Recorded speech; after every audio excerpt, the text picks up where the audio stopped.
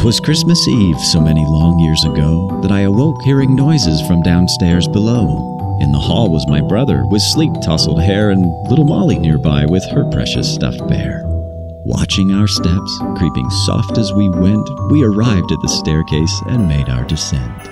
And there, beyond all that our dreams could inspire, we spied Santa Claus kneeling down by our fire. His eyes shut, and each hand clasped firm to the other, I heard him speak softly, "My dear, dearest Father."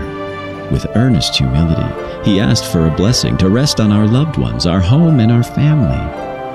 Then, sensing our presence, upon saying amen, said, "Oh, children, sweet children, please, please do come in." Little Molly stepped first, without hesitation, and said, "Santa, sir, I think I have a question." His warm grin confirmed without even saying that he welcomed it, so she asked, "Why were you praying?" Lost for a moment in her genuine spirit, he beckoned, "Come sit. You're all welcome to hear it." Hi, I'm Calvin. I'm a husband and I'm a father to 4 wonderful, creative, and energetic boys. I went to film school and law school, and now I write and direct film, animation, and many other creative forms of media. This last Christmas, as I was looking for a meaningful story that we could read or watch together, I noticed that every book or movie that I came across seemed to belong only in the Santa Claus camp or the baby Jesus camp. And I thought, wasn't the real St. Nicholas a man whose sole ambition in gift-giving was to be like Jesus? I always get these sort of seed thoughts from which stories develop. In my mind, over the next couple of weeks, I began to see this image of Santa Claus in somebody's family room, accidentally knocking over a baby Jesus figurine, and while carefully putting it back, I could just imagine the greatest sense of love and respect and emotion, reverence, gratitude coming over him, and how very quickly that could turn into a prayer. But then I thought, well, what if in that very moment, Santa was discovered by some very young children who perhaps only had that kind of commercial, plastic, jolly but disconnected image of Santa that much of the world has adopted. And then the story started really taking shape from their perspective. After inviting them in, Santa tells the children the Christmas story and how the part that each person played, from Mary to Joseph, the shepherds, the wise men, and Jesus, was to give something of great value to others. Santa then explains that his role is symbolic, to help remind everyone of the mysterious gift that God gave to each of his children around the world through Jesus. It was important to me that the style of characters have the capacity to evoke emotion and make the reader feel close to home.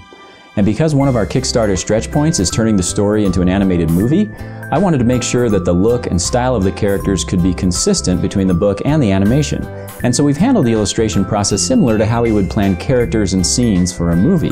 It was also important to me that there be consistency in the various locations throughout the story. And so even before illustration began, we designed a 3D model of the children's house so that the book and animation would be consistent in their geography. After Santa tells a Christmas story, he then explains to the children that even though he does all he can with what he's been given, the gifts he truly wishes most are not his to give. And that's why on Christmas Eve, in each house that he visits, he prays to ask God to bless that family with the things that only God can give. And now that you children know why I am here, what would you give so his joy you can share? My heart leapt at once. I could help Mom make breakfast and iron all Sunday pants, shirts, coats, and dresses. Zach chimed in, I'll rub Dad's head to fix stresses and help Mommy by making lots less messes. Though Molly sat quiet for a moment, perplexed, I could never have guessed she'd do what she did next. Holding up the one precious thing she loved best, she said, Santa, sir, you can have my Bear Rex. Searching her eyes as though desperate to find her, he said, I don't think I've met anyone kinder. Then raising a finger to catch a small tear, he said, now you've all given me the best gift this year. I ask only to be a true meaning enhancer, and thanks to you, my Christmas prayer has been answered. With moist, swelling eyes, he kissed each of our heads, then sent us along to return to our beds. As I watched out my window to see Santa leave, I knew much had changed on that bright Christmas Eve. Thinking about Jesus and the gift I'd been given, I fell to my knees and asked, Father in heaven, please help us all to remember the love that was shown through the life of your Son from above. that while giving and receiving gifts from our kin, the best gift to give is to live more like Him. Thank you for all of the joy that this gives us. Oh, Father, I wish you Merry Christmas.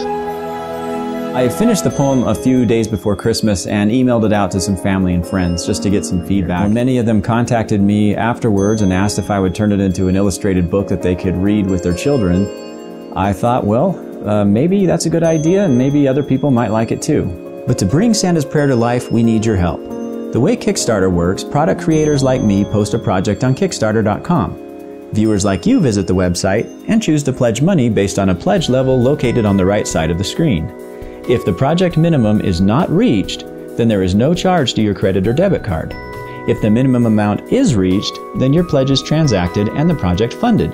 Once it's completed, you then receive the specific items promised in your pledge package. Sometimes support for a project will go way beyond the minimum required amount, so product creators will offer higher fundraising goals called stretch points that, if reached, will unlock enhancements to the product and additional rewards. Because we would like to do so much more with the Santa's Prayer story, we are also offering 2 stretch points. The first is a CD that will contain an audio version of the book as well as accompanying music, and so we've begun playing around with some theme ideas such as this Wise Men Traveling theme. I would truly love to enhance the Santa's Prayer experience with music that is epic and engaging, and that will help it resonate in the listener's mind for years to come. The final stretch point would be to animate the story of Santa's Prayer into a short movie. As a filmmaker and animator, there is nothing I would love more than to give life and voices to these characters, so that families and children could enjoy a very unique telling of the Christmas story that fully captures and expands its true vision and spirit. I fully believe that this story is worth it, and with your belief and assistance in spreading the word, we will get there. One of the greatest characteristics of our Pledge Awards is that they would make excellent Christmas gifts. You can not only directly make a difference in bringing a meaningful product to the market, but you can simultaneously complete your Christmas shopping right now. We sincerely thank you for your help and can hardly wait for the day when you receive your own copy of Santa's Prayer.